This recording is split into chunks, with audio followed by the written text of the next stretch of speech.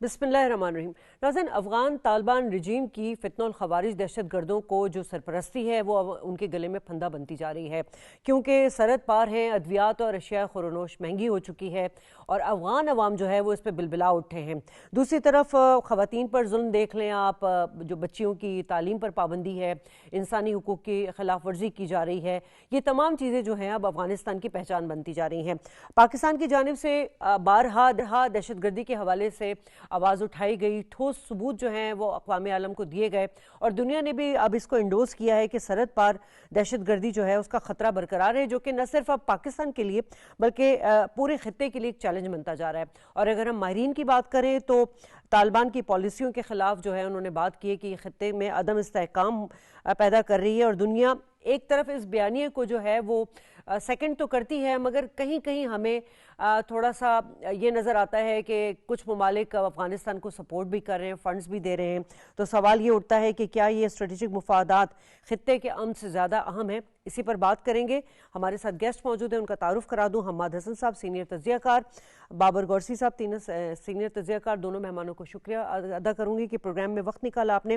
حماد صاحب، اس افغانستان کی سچویشن پہ ہم بارہا بات کرتے آ رہے ہیں، لیکن ایک اہم بات جو کہ میں مس کر گئی کہ افغان جریدہ جو ہر صبح لکھ رہا ہے کہ طالبان حکام نے خود فتنہ الخوارج کی موجودگی کا جو ہے وہ اعتراف کیا ہے۔ اس کے ساتھ ہم نے عالمی جریدوں کی بھی بارہا رپورٹس دیکھی ہیں۔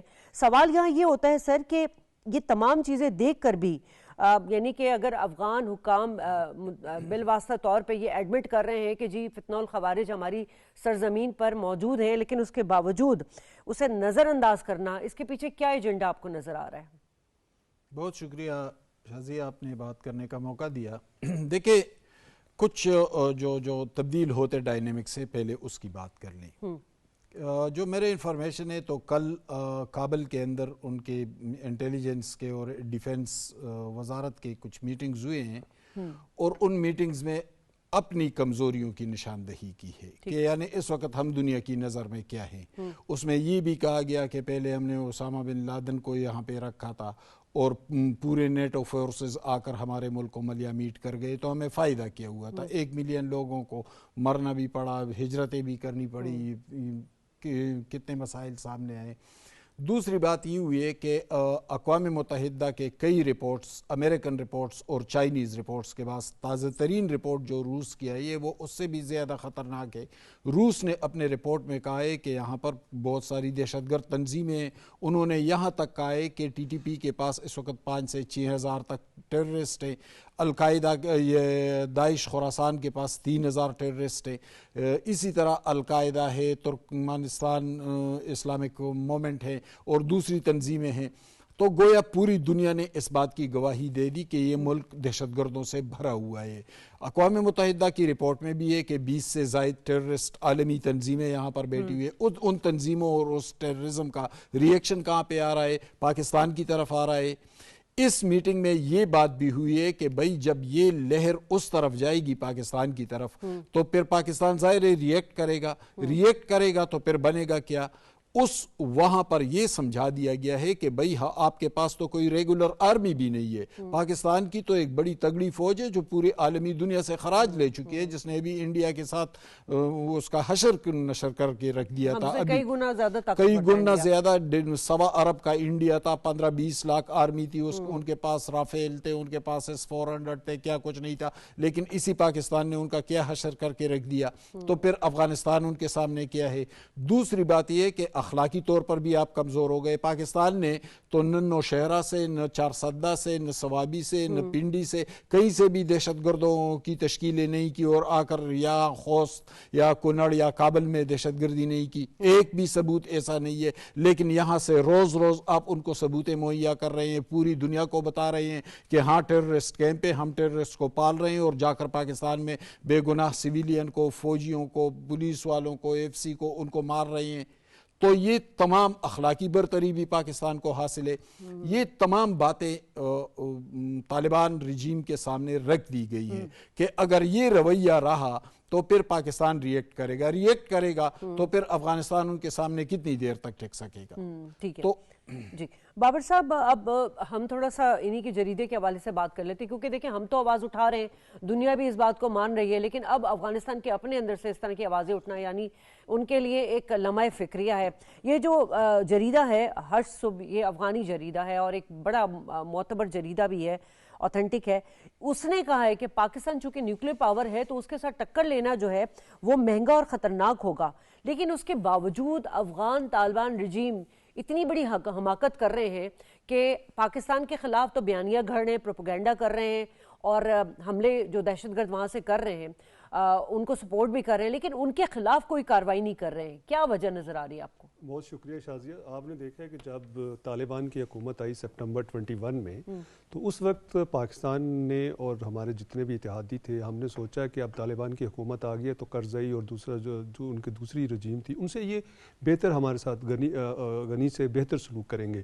لیکن آپ نے دیکھا ہے کہ ابھی اپریل ہوا، یعنی کہ 6 مہینے ہوئے 22 میں، تو انہوں نے ہماری بارڈر پہ حملے کرنا شروع کر دیے اور ہماری سیکورٹی فورسز کے اور اس کے ساتھ ساتھ جو ہم نے فینس لگائی تھی اس کو بھی انہوں نے توڑنا شروع کر دیا. اب جو آپ نے بات کی ہے جریدے کی، جریدہ یہ انڈیپینڈنٹ لکھتا ہے اور اس کے اوپر پریشر بھی بڑا، لیکن اس کے باوجود یہ سچ لکھ رہا ہے. ابھی دیکھیں افغانستان کی جو اس وقت طالبان کی حکومت ہے ان کو یہ سوچنا چاہیے کہ تمام چیزیں تھیں جب آپ برس اقتدار آئے تو اس میں پاکستان کی کتنی زیادہ قربانیاں تھیں. اگر آپ دیکھیں تو افغانستان کے لیے ہماری کتنی زیادہ قربانیاں تھیں، لیکن انہوں نے اس چیز کو اگنور کیا اور انہوں نے اپنی جو ڈپلومیسی تھی، اپنے تمام کی تمام جو ایکس تھے وہ جو ہے انڈین جو ہمارا دشمن ملک تھا اس کی باسکٹ میں ڈال دیے. اور اس کی بنیادی وجہ کیا تھی؟ اس کی بنیادی وجہ یہ تھی کہ وہ یہ سمجھ رہے تھے کہ جو پاکستان ہے اس سے زیادہ جو انڈین ہیں وہ ہمیں فائنینشلی سپورٹ کر رہے ہیں.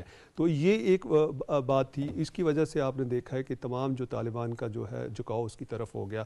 لیکن پاکستان کی جو عسکری قیادت ہے، پاکستان کی جو انٹیلیجنس فورسز ہیں، پاکستان کے جو پولیٹیکل قیادت ہے، انہوں نے جا کے بات کی طالبان سے اور قطر میں بھی یہ بات ہوئی کہ آپ جو بھی آپ کو تحفظات ہیں وہ ہم سے بات کریں، ہم آپ کے تحفظات دور کرنے کو تیار ہیں.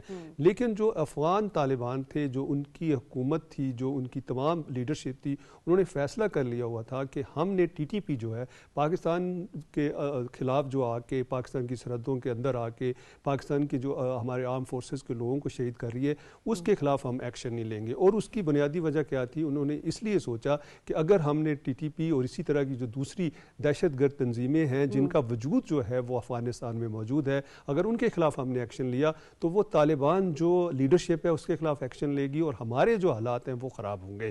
تو اس لیے انہوں نے یہ چیز نہیں کی. پاکستان نے، جس طرح حسن صاحب نے کہا کہ پاکستان نے اپنے تمام ثبوت جو ہیں وہ یورپی یونین کو، یو ایس اے کو، اسی طرح یونائٹڈ نیشنز میں جتنے فورمز تھے ہیومن رائٹس کی تنظیموں کو یہ پرووائڈ کیے کہ پاکستان میں جتنی دہشت گردی ہو رہی ہے اس کے پیچھے جو ہے طالبان کی قیادت ہے اور وہی ان کو سپورٹ کر رہی ہے، ٹی ٹی پی کو بھی وہی سپورٹ کر رہی ہے. اور اس کے ساتھ جو را ہے انڈین انٹیلیجنس ایجنسیز، وہ تمام کا تمام پیسہ جو ہے وہ وہاں پر لگا رہی ہے.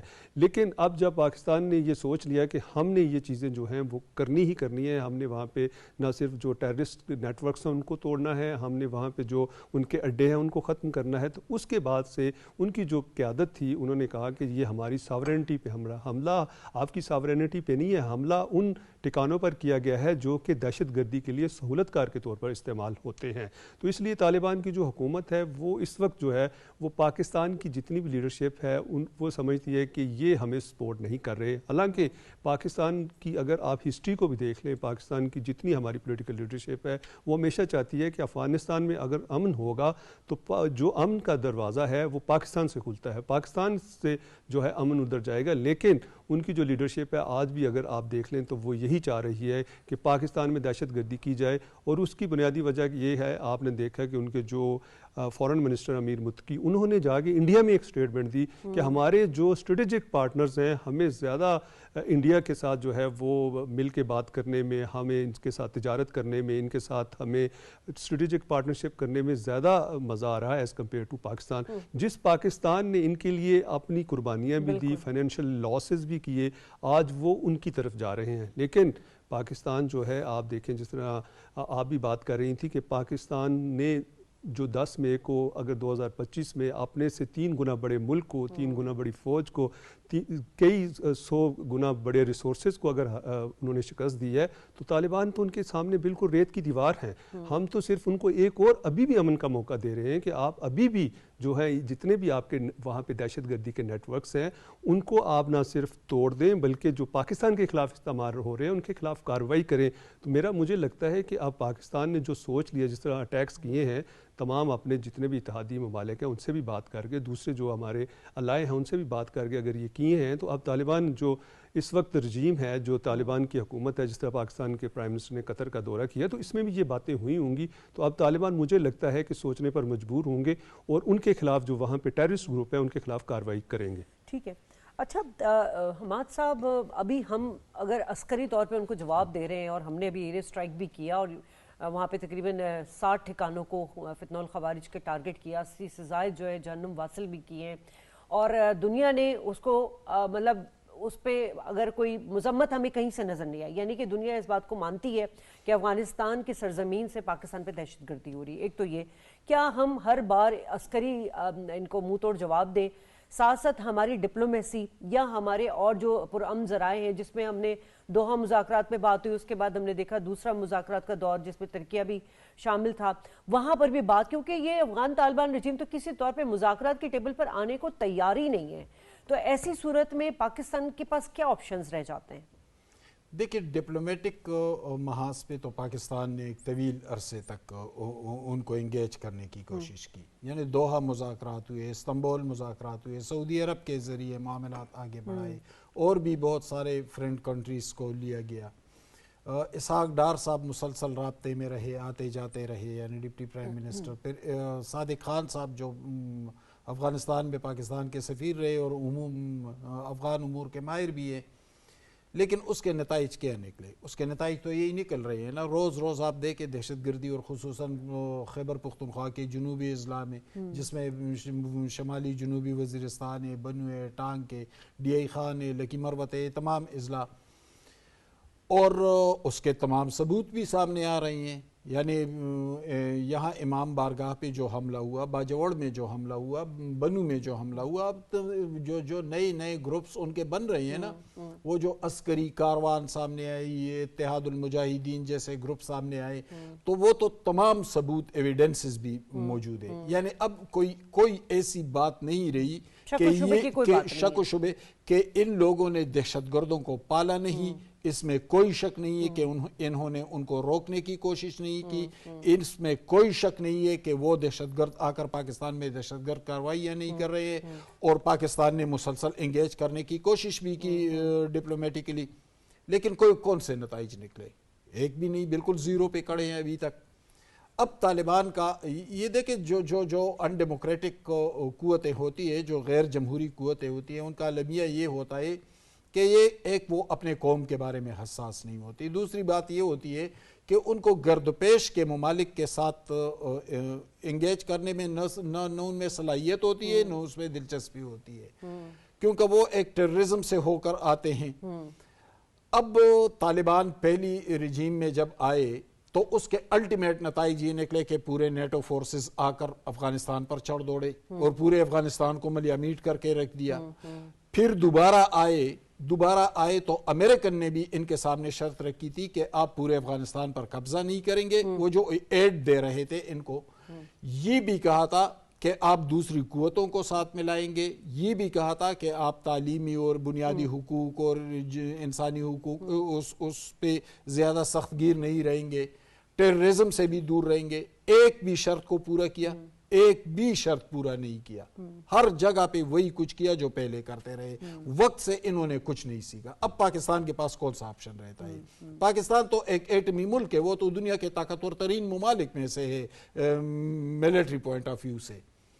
اب پاکستان اس کے باوجود بھی برداشت کر رہا ہے. یعنی آپ دیکھیں گزشتہ 48 گھنٹوں میں جنوب میں کوہاٹ، کرک اور بکر چیک پوسٹ کتنے حملے ہوئے، درجن کے قریب ہمارے لوگوں کو شہید کیا گیا. لیکن اس کے باوجود بھی پاکستان نرمی سے کام لے رہا ہے.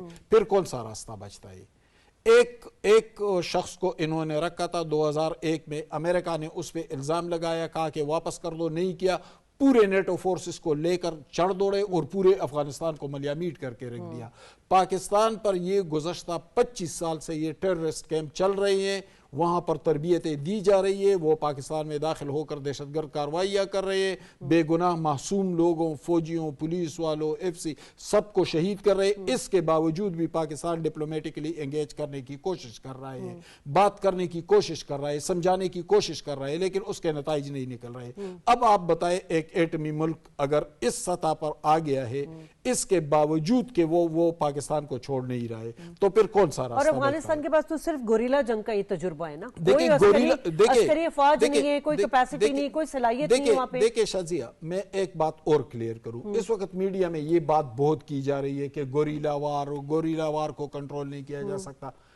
ٹھیک ہے, یہ پہلے اس طرح ہوتا تھا, لیکن اب جو ڈیجیٹل دنیا آئی ہے نا, جو ایئر سپیس اور یہ چیزیں, یہ تمام چیزیں جو جدید ترین ٹیکنالوجیز آئی ہے, اس میں گوریلا وار کی اتنی اہمیت نہیں ہے. اب تو جنگ میں ٹیکنالوجی کا ہی کام ہے. اب تو ٹیکنالوجی ہوتی ہے, آپ کسی غار میں بھی چھپے ہو, 1 سیکنڈ کے اندر آپ کو ٹریک کر لیتے ہیں اور ختم کر کے رکھ دیتے ہیں. اب وہ چیز اتنی اہم نہیں رہی. گوریلا وار اس کو ختم کر دینا چاہیے. اب ٹیکنالوجی وار کا دور ہے. ٹیکنالوجی افغانستان کے پاس کتنی ہے؟ اور حماد صاحب, اگر طالبان کی اصل تشریح کی جائے تو وہ تو بالکل ہی الگ ہے. وہ تو جو اسلام کی خاطر ہوتے تھے, یہ تو اب فتنہ الخوارج ہیں, یہ تو آپ سمجھیں جہنم کے خوارج ہیں, جو جن کا کوئی مذہب نہیں, جن کا کوئی دین نہیں, کوئی ملک نہیں. ان کے ساتھ ہم اسلام کا نام اگر لگائیں گے تو یہ بڑی زیادتی ہوگی. جو مسجدوں میں گھستے ہیں, جو سجدوں میں جھکے ہوئے مقدس مسلمانوں کو کے پرخچے اڑا دیتے ہیں, ان کے ساتھ ہم اسلام کا نام لگائیں گے, وہ تو کفر سے بھی بدتر ہے. یہ دیکھیں, یہ بات نہیں ہے. انہوں نے کون سے اسلام دشمن کو مارا؟ وہ جائے نا پھر فلسطین میں لڑے, وہاں پر زیادتی ہو رہی ہے, لیکن وہاں تو نہیں لڑ رہے ہیں تو میرے اور آپ کے خلاف لڑ رہے ہیں. کیا ہم ان سے بہتر مسلمان نہیں ہیں؟ بلکہ وہ جو فتنہ الہندوستان ہے, اس کی امبریلا تلے آ کے بیٹھ گئے, جو مقبوضہ کشمیر میں کتنے عرصے سے ظلم ڈھا رہا ہے. اس ہندوستان کے پراکسیز بنے ہوئے ہیں, جس ہندوستان نے لاکھوں کروڑوں کشمیریوں کو غلام بنا کے رکھا ہے, ان کے بنیادی اور انسانی حقوق تک سلب کر رکھے ہیں. وہ اس ہندوستان کے جو ایک غاصب ہے, اس ہندوستان کے ساتھ ملے ہوئے اور اسی پاکستان میں آ کر مسلمانوں کو مار رہے ہیں. بابر صاحب, ہم نے بڑی عرصے تک جو ہے وہ مہمان نوازی کی ان کی, اور بالکل ایک بھائیوں کی طرح ان کو ہم نے رکھا. ان کو ہمیں ساری جو ایک ایز اے پاکستانی سٹیزن شپ جو ان کو بینیفٹس تھے وہ ملے. ان کو 3 نسلیں ان کی جوان ہوئی ہیں, پڑھائی میں, صحت میں, ہر جگہ پہ ہم نے ان کو پروٹوکول دیا. لیکن افسوس کی بات وہی ہے کہ وہ تو بروتوس نکلے, پیٹ میں چھرا گھونپ دیا انہوں نے ہمارے. اب سوال یہاں یہ ہے کہ افغانستان میں اپنے اندر جو اس وقت صورتحال ہے وہ بھی بڑی خوفناک ہے. جیسے کہ میں نے بات کی کہ بارڈر بند ہے, اور بارڈر ہم نے بہت اچھا کیا کہ بند کی, کیونکہ فتنہ الخوارج اس کو استعمال کر رہے تھے. یہ تو بارڈر مینجمنٹ پہ ہم پہلے سے بات کر رہے تھے. وہاں پہ ادویات نہیں ہے, وہاں پہ کھانے پینے کا سامان قلت ہو چکی ہے, عوام وہاں کی چیخ رہی ہے, خواتین پر ظلم و ستم ہے, میڈیا کا گلا گھوٹا جا رہا ہے. ان تمام چیز کو دیکھے, کیونکہ اقوام عالم اس خوفناک صورتحال کا ادراک تو ان کو ہے, لیکن اقدامات اس حوالے سے نہیں ہے. اس کی وجہ کیا ہے؟ اچھا شازیہ, آپ دیکھیں جس طرح آپ نے بات کی نا کہ ہم نے ان کی مہمان نوازی کی, آپ نے 79 میں دیکھا, 79 کے بعد سے ابھی تک پچھلے سال تک دیکھیں, پچھلے سال ہی پاکستان نے ڈیسائیڈ کیا کہ ہم نے ان کو جو 1.7 ملین ہے ان کو ہم نے واپس بھیجنا ہے. اگر آپ پاکستان نے 40 سال تک ان کے لوگوں کو ہوسٹ کیا, اور جس طرح آپ نے بات کی ہے کہ ان کو فرسٹ سٹیزن شپ کے طور پہ ان کو وہ سہولیات تھیں, بلکہ میں یہ سمجھتا ہوں کہ اس سے بھی زیادہ تھی. جب یہ پاکستان میں آئے تو مختلف جب کیمپس لگائے گئے تو ہم نے خود دیکھا کہ مختلف علاقوں کے جو لوگ تھے وہاں جو رہتے تھے, شہروں میں, گاؤں میں, دیہاتوں میں اور دوسرے علاقوں میں, وہ کھانے بنا کے لے کے آتے تھے, ان سے گھر سے تمام چیزیں لے کے آتے تھے. ان کو یہ سمجھتے تھے کہ یہ ہمارے مہمان ہیں اور یہ ہماری فیملی ہے. لیکن اس کے بعد آپ نے دیکھا ہے کہ طالبان کی جو حکومت جب آئی تو اس کے بعد سے پاکستان کے ساتھ وہ انہوں نے کرنا شروع کر دیا جو کہ دشمن کا رویہ تھا. اور اس کی آگے دیکھیں جو بنیادی وجوہات ہیں وہ بہت پہلے حماد صاحب نے بتائی ہے. میں اب جو آپ کا سوال ہے اس کی جانب آؤں گا. جس طرح آپ نے بات کی کہ وہاں ہیومن رائٹس کوئی نہیں ہے, وہاں پہ خواتین کے حقوق کوئی نہیں ہے, وہاں پہ انسانیت کے کوئی حقوق نہیں ہے. جو آپ نے بات کی نا کہ طالبان جو ہے وہ اسلام کے لیے لڑتے تھے, وہ والے طالبان نہیں ہے یہ. اب یہ وہ طالبان ہیں جس طرح آپ نے کہا یہاں کے فتنہ الخوارج ہیں یہ، جو کہ ان قوتوں کے ساتھ مل گئے ہیں جو کہ مسلمانوں کے خلاف ہیں، جو مسلمانوں کا قتل عام کرنا چاہتی ہیں، اور اس کے سامنے آپ نے دیکھا ہے کہ اسرائیل ہے، اور اسی طرح آپ نے دیکھا ہے کہ ان کے پیچھے ہندوستان ہے۔ اب بات جو آپ نے کی ہے کہ وہاں پہ جو اس وقت سب سے مشکل حالات یہ ہیں، جو بارڈر ہے جب بند ہو گئی ہے تو اس کے بعد جو بنیادی جو چیزیں تھیں ضروریات کی، جس میں فروٹس تھے، جس میں آپ نے دیکھا ہے کہ ویجیٹیبلس تھیں، اسی طرح سیڈس تھے جس میں کہ آپ دیکھیں گندم ہے، اسی طرح جو دوسرے چیزیں ہیں، چاول ہیں، گھی ہے، اسی طرح جو انڈے ہیں، گوشت ہے، یہ تمام جو ہے یہ پاکستان کی بارڈر سے جاتا تھا، اور 70% جو ہے افغانستان کی جو ضروریات تھی جو پاکستان ہے وہ پوری کرتا تھا۔ جو دوسرے اگر ان کے سراؤنڈنگ کے بارڈرز ہیں تو ان سے وہ چیزیں پوری نہیں ہوتی تھیں، وہاں پہ ہرڈلز بھی ہیں اور اتنی زیادہ ان کے ساتھ تجارت بھی نہیں ہے۔ اب ان کی وجہ سے یہ ہوا کہ جو آپ نے دیکھا ہے کہ وہاں کے لوگ جو ہیں ان کو مشکلات کا سامنا آ رہا ہے۔ ابھی آپ نے دیکھا ہے کہ پاکستان میں جو انہوں نے پابندی لگا دی ہے خواتین کی تعلیم کے اوپر، جو پاکستان میں ڈاکٹرز بننے آتی تھی خواتین، 5000 کا کوٹا تھا کہ جو پاکستان میں آ کے جو پاکستان جو ہے ان کا جو انٹرنیشنل اسکالرشپ دیتا تھا پاکستان سے تعلیم حاصل کر کے یہ جو افغانی شہری تھے یہ باہر ملکوں میں یو ایس اے میں، یو کے میں، جی ایسے ہی ابھی آپ نے دیکھا ہے کہ بہت سے جو سیٹلرز تھے وہ پاکستان آئے، پاکستان میں انہوں نے مختلف ممالک نے، کینیڈا نے، یو کے نے، فرانس نے ان کو یہاں پہ رکھا، اور اس کے بعد یہاں سے ان کو ان کی امیگریشن ہوئی اور وہ وہاں پہ ٹریول کر گئے۔ ابھی آپ دیکھیں کہ اس وقت ان کو بہت سی مشکلات کا سامنا ہے۔ سب سے بڑی مشکلات ان کے لیے جو ہے اس وقت صحت کا بڑا مسئلہ ہے۔ بہت سی جو وہاں کے بیمار لوگ تھے، جو ایسی بیماریاں تھیں، وہ آتے تھے پاکستان کے، آسانی سے آ سکتے تھے کیونکہ بارڈر اوپن تھا، ویزا اسی وقت مل جاتا تھا، آن ارائیول ویزا تھا، آتے تھے یہاں پہ علاج کرا کے چلے جاتے تھے۔ لیکن آپ یہ دیکھیں کہ جو افغانستان کے لوگ ہیں ان میں سے چند لوگ ایسے ہیں جو عام شہری ہے، وہ آج بھی پاکستان کے لیے درد دل رکھتا ہے، وہ چاہتا ہے کہ پاکستان نے ہمارا مشکل ٹائم میں ساتھ دیا، ہم ان کا ساتھ دیں۔ لیکن جو اس وقت کی لیڈرشپ ہے وہاں کی، جو آپ نے دیکھا ہے کہ اس پراکسیز ہیں، خاص کر جو دہشت گرد تنظیمیں ہیں، ان کی وجہ سے جو ان کے عوام ہے وہ اوپن بات نہیں کر سکتے، میڈیا پہ آ کے بات نہیں کر سکتے، لیکن ان کے دل میں آج بھی پاکستان کے لیے نرمی ہے۔ دوسری جانب آپ دیکھیں کہ جو طالبان کی اس وقت لیڈرشپ ہے وہ چاہتی ہے کہ خواتین جو ہیں وہ کسی بھی میدان میں وہاں پہ نہ آئیں، بلکہ نہ ان کے اوپر پابندی لگا دیا، سرکاری نوکری وہ نہیں کر سکتی، پرائیویٹ نوکریاں وہ نہیں کر سکتی، پڑھائی میں وہ آگے نہیں جا سکتی، اچھا وہ بیرون ملک وہ ٹریول نہیں کر سکتی، اپنی مرضی سے وہ شادی نہیں کر سکتی۔ تو ایسے قوانین وہاں پہ لگا دیے گئے ہیں جس کی وجہ سے جو ہے انٹرنیشنل جو تنظیمیں ہیں ہیومن رائٹس کی، یونائٹڈ نیشن، اسی طرح جو EU کی تنظیمیں ہیں، اس طرح آپ نے دیکھا ہے کہ جیپنیز جو آرگنائزیشن ہے انہوں نے کہنا شروع کر دیا ہے کہ وہاں پہ ان کو انسانی حقوق جو ہے ملنے چاہیے، جو ان کا فنڈامنٹل رائٹ ہے وہ نہیں مل رہا، بلکہ ان کو جانوروں کی طرح ٹریٹ کیا جا رہا ہے۔ تو یہ تمام چیزیں جو ہے اس وقت ان کے جو وہاں کے رہنے والے لوگ ہیں ان کے لیے مشکلات کھڑی کر رہی ہیں۔ تو اس لیے طالبان جو ہیں اس وقت ان کو سب سے بڑا جو چیلنج ہے، بارڈر کا چیلنج نہیں ہے ان کی بارڈر سیف ہے پاکستان کے، وہ تو خود ان کی پراکسیز کے ذریعے کر رہے ہیں۔ ان کو انٹرنل اپنے جو لوگ ہیں، جو انٹرنل سیکیورٹی ہے، اس کا سب سے بڑا مسئلہ ہے۔ ان کے ابھی تک ان کے پاس جو ہے وہ حکومت کو رن کرنے کے لیے وہ فائنینسز نہیں ہیں، ان کے تمام اکاؤنٹ فریز ہیں۔ تو اس لیے ان کو یہ سوچنا چاہیے کہ اگر وہ یہ چاہتے ہیں کہ ان کے امن ہو، وہ خوشحال ہوں، تو ان کو TTP کو چھوڑ کر پاکستان کے ساتھ مذاکرات کرنے چاہیے۔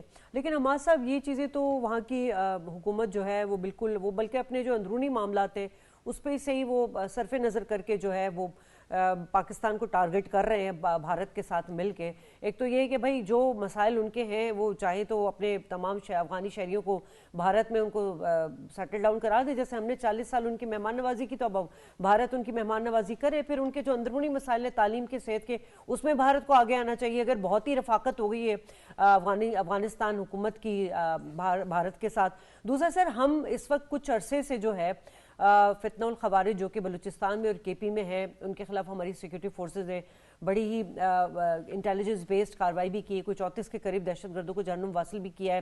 یہ تو بڑی کامیابی ہے، لیکن بات وہی آ جاتی ہے کہ اس کے ساتھ ساتھ جو ممالک جن کے اسٹیک لگے ہوئے ہیں، اب جیسے چین ہے، تاجکستان ہے، ان کے اپنے اکانومکلی بہت زیادہ اسٹیک لگے ہوئے ہیں، ان کا کیا رد عمل ہونا چاہیے؟ اور کہیں کہیں ہمیں کچھ ممالک کا ڈبل اسٹینڈرڈ بھی نظر آتا ہے، اس پر آپ کیا کہیں گے؟ دیکھیں، بدقسمتی سے کچھ مسلم ممالک کا رویہ زیادہ مناسب نہیں ہے اس حوالے سے۔ چلے ذرا محتاط گفتگو اس پہ کر لیتے ہیں، لیکن جو سٹینڈ ان کو لینا چاہیے وہ انہوں نے نہیں لیا، اور پاکستان کو خمیازہ بھگتنا پڑ رہا ہے مسلسل۔ یعنی ان کی 45 سال پاکستان نے مہمان نوازی کی. پاکستان جنیوا کنونشن کا سگنیٹری بھی نہیں تھا, ان کو رکھا بھی. وہ ایران کے اندر جب شمال کے مہاجرین گئے تھے مزار شریف اور ان علاقوں بلخ کے, تو ایران نے انہیں فینسنگ کے اندر رکھا تھا اور ان کو اس سے نکلنے کی اجازت بھی نہیں تھی, ان کو ٹریڈ کرنے کی, تجارت کرنے کی, نوکری کرنے کی اجازت بھی نہیں تھی. پاکستان نے کیا پاکستان سگنیٹری نہیں تھا, لیکن پاکستان نے دروازے کھول دیے کہ ہاں بھائی اپنے لیے کما لو, بزنس آ جاؤ, میرے ساتھ شریک ہو جاؤ, بچوں کو اسکولوں میں بھیجا, یونیورسٹیوں میں بھیجا, ہر طرح سے پاکستان نے مدد کی. لیکن یہ دن پھر دیکھنا پڑا پاکستان کو. دوسری بات یہ کہ جو ان کے نائبر کنٹریز ہیں, چائنا یا تاجکستان, وہ بھی تو ان کے ڈسے ہوئے ہیں. ظاہر ہے ان کا رویہ کیسے مناسب ہو سکتا ہے؟ چائنا نے جب یہ لوگ آئے, قبضہ کر لیا, تو چائنا بڑے بڑے پروجیکٹ لے کر آیا کہ میں ان لوگوں کو اپنے پاؤں پر کھڑا کروں, منرلز کے حوالے سے, دوسرے جو ریزروائرز تھے اس کے حوالے سے. لیکن پھر چائنیز کے ساتھ کیا, یعنی ابھی کچھ عرصہ پہلے تاجکستان کے بارڈر کو کراس کیا اور وہاں پہ شمس الدین شاہین ایک علاقہ ہے, اور اسی میں چائنیز انجینئر کو مار دیا. تو تاجکستان کا رد عمل کیا ہوگا, چین کا رد عمل کیا ہوگا؟ پوری دنیا میں تنہا ہو گئے. ایرانی فوجیوں پر قندھار سے آگے فائرنگ کی, پاکستان میں دہشت گردی کر رہے ہیں, تو کس کو چھوڑا ہے؟ چھوڑا کسی کو نہیں. اور دوسری بات یہ کہ دیکھیں ایسے جھتوں سے ہم کسی اچھائی کی توقع اس لیے نہیں رکھ سکتے کہ یہ کسی جمہوری ڈیموکریٹک پروسیس سے ہو کر نہیں آتے. جب ڈیموکریٹک پروسیس سے اس سے گزر کر آتے ہیں تو وہ عوام کے رائے سے منتخب ہوتے ہیں, عوام اپنے شعور کا مظاہرہ کرتے ہیں, پھر ان کو پارلیمان میں بھیجتے ہیں, پھر ان پہ ذمہ داریاں ہوتی ہیں ملک کو بچانے کی, اپنے عوام کو بہتر زندگی دینے کی, امن دینے کی. یہ تمام ذمہ داریاں, ان پہ تو کوئی ذمہ داری ہے نہیں. یہ تو موٹر سائیکلوں پر بیٹھ کر بندوقوں سے لٹکائے آ گئے اور قبضہ کر لیا, ایک مسلح جھتا ہے. یہ کوئی جمہوری عمل سے تو نہیں آئی, یہ کوئی سیاسی جماعت تو نہیں ہے, ان پہ کوئی ذمہ داری کوئی یہ محسوس کرتے نہیں ہے. ظاہر ہے اس وقت جو پاکستان نے ایئر سٹرائک کیا ہے, تو جو میرے انفارمیشن ہے تو افغانستان کے اندر عوام نے ایک شدید رد عمل کا مظاہرہ بھی کیا ہے کہ بھئی یہ لوگ جب بھی آ جاتے ہیں ہمیں مصیبت میں دھکیل دیتے ہیں. پہلے بھی آئے تھے, اور پھر 2001 کے بعد افغانستان کے ساتھ کیا کچھ ہوا تھا ایک عشرے تک, اب پھر آئے ہیں. پوری دنیا میں ہم تنہائیں, کسی دنیا کے کسی بھی ملک کا سفیر افغانستان میں نہیں ہے. افغانستان کو کوئی اپنے ملک میں چھوڑ نہیں رہا ہے, اپنے نائبرز کنٹریز میں جا کر دہشت گردیاں کروا رہے ہیں, انسانی اور بنیادی حقوق کو سلب کر لیا ہے, خواتین کو ڈاکٹر کے پاس جانے نہیں دیتے, اسکولوں میں بچیوں کو نہیں جانے دیتے. تو ان کا فائدہ کیا ہے؟ بالکل صحیح بات ہے. ہمارے مہمانوں نے تو بڑی اچھی ڈسکشن کی, اور افغانستان کی جو طالبان رجیم ہے ان کو یہ احساس دلانے کی بھی کوشش کی ہم لوگوں نے کہ جی آپ اپنے گھر کے معاملات سیدھے کریں. آپ جو دوسرے ملک میں خاص طور پہ پاکستان پہ جس طرح آپ لوگ دہشت گردی کر رہے ہیں, یہ آگ جو ہے یہ پاکستان تک نہیں رہے گی, یہ آپ کے اپنے گھر کو بھی جلائے گی. اور نوشتہ دیوار پڑھ لیں, کیونکہ اب افغان شہری جو ہے وہ آواز اٹھا رہے ہیں.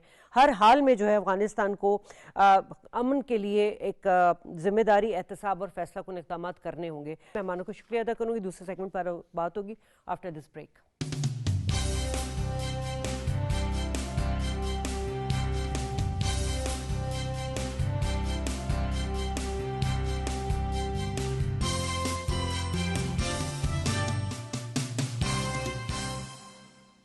ویلکم بیک ناظرین. اور اس وقت آئی ایم ایف کا جو وفد ہے وہ پاکستان پہنچ گیا ہے, جہاں پر $7 ارب کی جو ایکسٹینڈڈ فنڈز فیزیبلٹی ہے اس پروگرام کی تیسری قسط, اور جو کلائمیٹ چینج کے حوالے سے جو RSF پروگرام ہے اس کی دوسری جائزہ مذاکرات کے ہونے کے امکانات ہیں.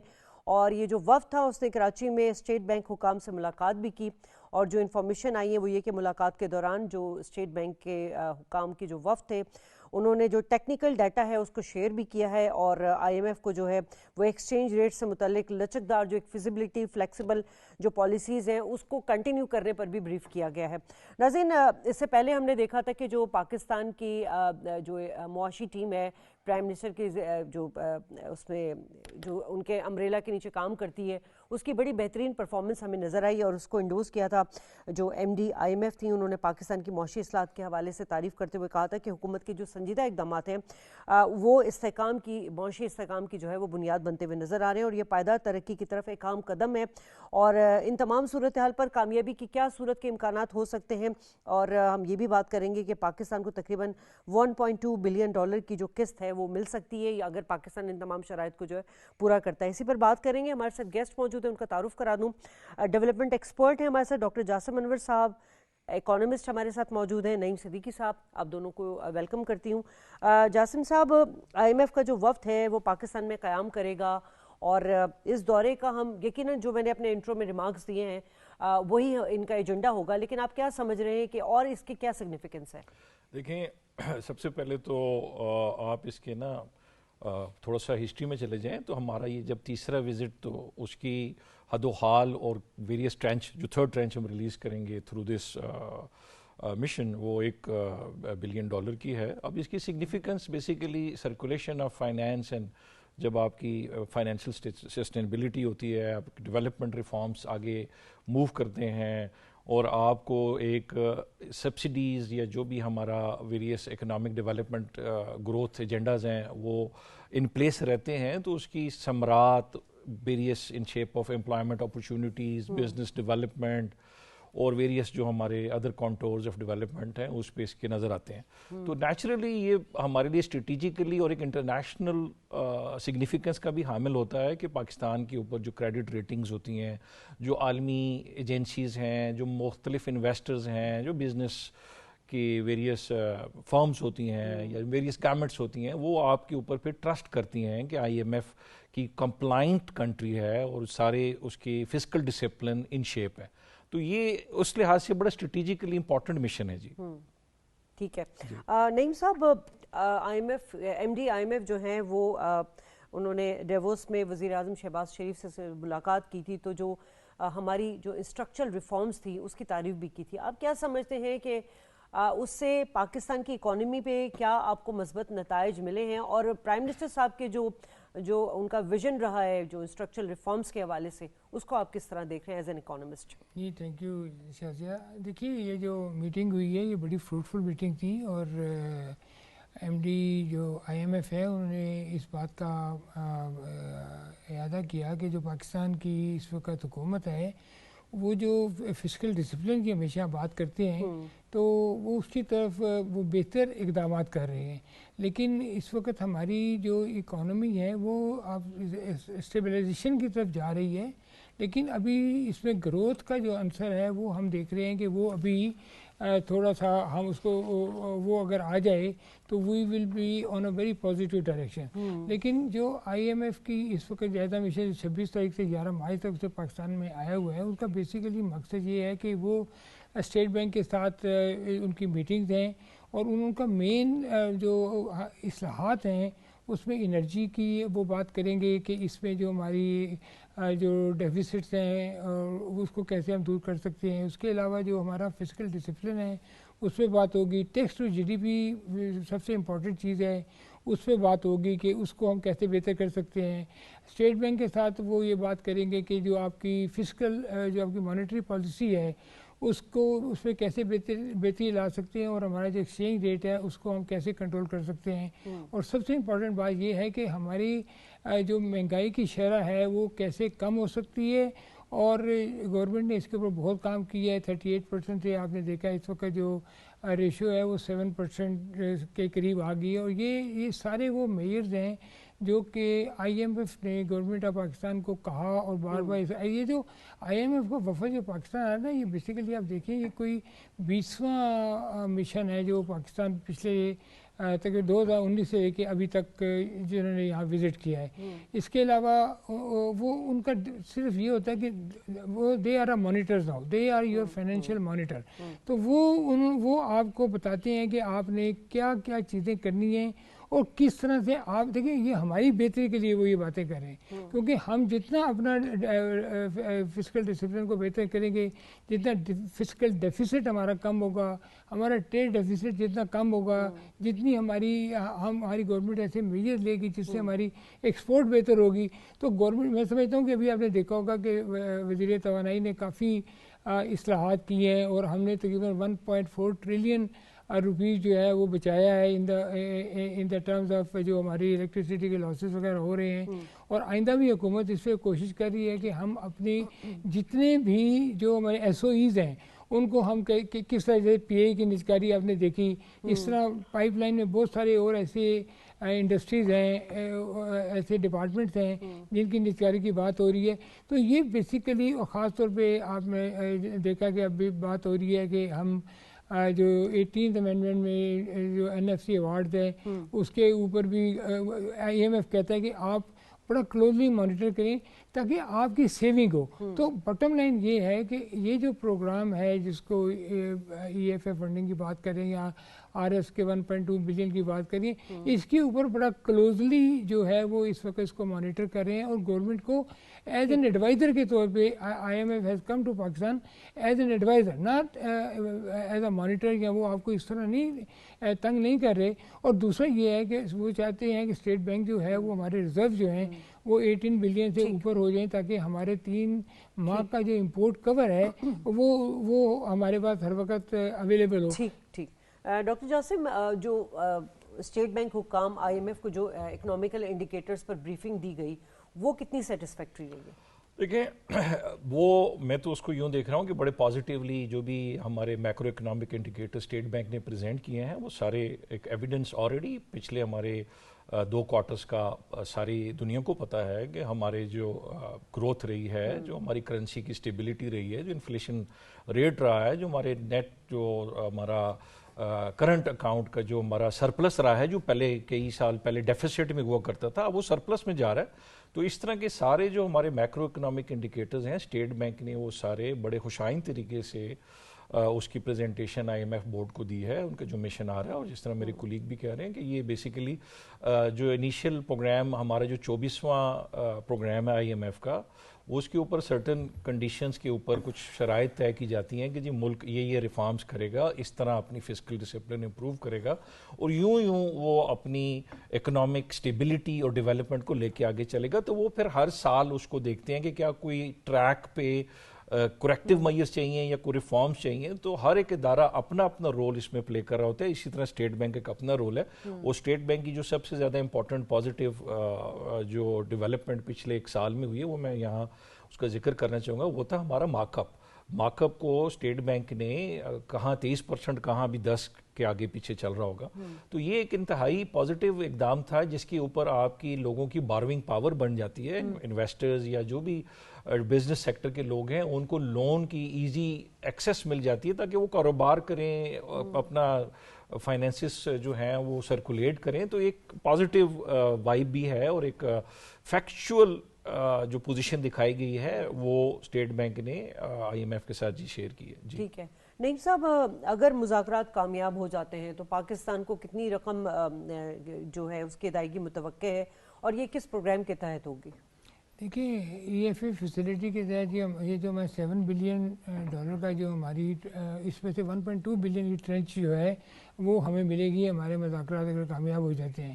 And I am very hopeful کہ یہ ہمارے مذاکرات کامیاب ہو جائیں گی. اور لیکن جو امپورٹنٹ بات ہے وہ یہ ہے کہ ہمیں اپنی جو جیسے میں نے پہلے کہا کہ فسکل ڈسپلن کو دیکھنا ہے کہ ہم یہ جو ری پیمنٹس ہیں ہماری، اس دفعہ آپ نے دیکھا ہوگا کہ ہم نے کچھ ارلی پیمنٹس کی ہیں لون کی. دوسرا آپ نے دیکھا ہے کہ یو اے ای سے بھی ہمارا جو 2 بلین کا رول اوور ہے وہ ایکسپیکٹڈ ہے. باقی چائنا اور جو ہمارے ملٹی لیٹرل بائی لیٹرل جو ہمارے رول اوورز ہیں وہ انشاءاللہ ہو جائیں گے. تو اوور آل اگر آپ اس وقت پکچر کو دیکھیں تو پاکستان، جیسے میں نے پہلے کہا کہ اس وقت اسٹیبلائزیشن اکانومی جو ہے نا ہماری اسٹیبلائزیشن موڈ میں ہے، تو اس کو اب یہاں سے اسٹیبلائزیشن سے گروتھ کی طرف لے کے جانا ہے. اس گروتھ کے ساتھ ساتھ جو چیزیں ہم نے سب سے امپورٹنٹ دیکھنی ہے وہ یہ ہے کہ ہمارا انفلیشن جو ہے وہ کنٹرول رہے، وہ نہ بڑھے، ہماری امپورٹس ہمارے جو کنٹرول میں رہیں، ہمارا ایکسپورٹ جو ہے وہ بہتر ہو جائے.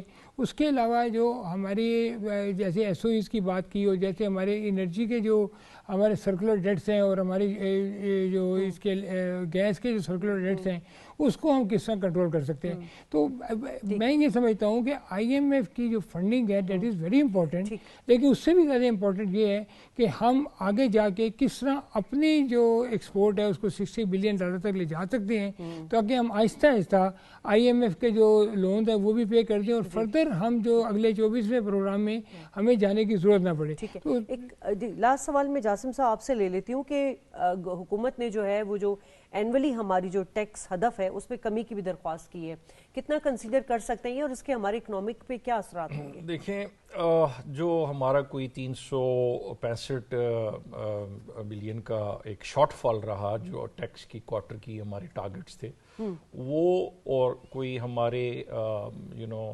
جتنے سرکولر نیٹ کے اندر لوگ موجود ہیں یا بزنسز موجود ہیں اس کی سرٹن امپلیکیشنز ہیں various in term of business growth and لوگوں کا trust and development indicators.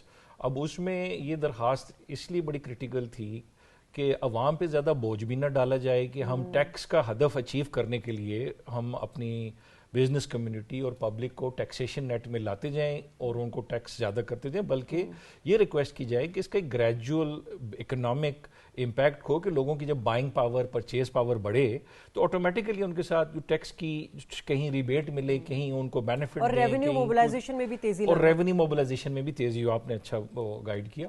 So us context میں اگر ہم دیکھتے ہیں تو میں یہ سمجھتا ہوں کہ یہ بڑا امپورٹنٹ ہے کہ آئی ایم ایف مشن کو یہ بارہا بتایا جائے کہ یہ ٹیکس کلیکشن کا جو پروسیس ہے وہ اس کے اندر ایک گریجول انکریز رکھا جائے رادر دین ایک ابرپٹ انکریز لائیں جس سے ہماری پبلک کو بھی بہت زیادہ سفرنگ نہ ہو. تو ہوپ فلی جو فسکل ریفارمز، جو انسٹیٹیوشنل ریفارمز، جو ایف بی آر کے فائنانس ڈویژن کے ساتھ سرٹن ٹیرف کے اوپر، ٹیکسیشن نیٹ کے اوپر بات چیت ہو رہی ہے، اور ٹرانسپیرنسی اور اکاؤنٹیبلٹی فریم ورک کے اندر جو ڈیجیٹلائزیشن آف اکانومی کا کانسیپٹ ہم لے کے آ رہے ہیں اس سے نیچرلی ٹیکس ریکوری بھی بڑھے گی، اور تھوڑا سا صوبوں کے ساتھ بھی ہماری ہم آہنگی کو امپروو کرنے کے لیے اقدامات کیے جا رہے ہیں کہ جو پروونشل ریونیو اتھارٹیز ہیں ایک سرٹن پورشن جو ہے وہ ان کی ذمہ داری بھی بنتا ہے کہ وہ بھی ٹیکس کلیکشن میں کنٹریبیوٹ کریں.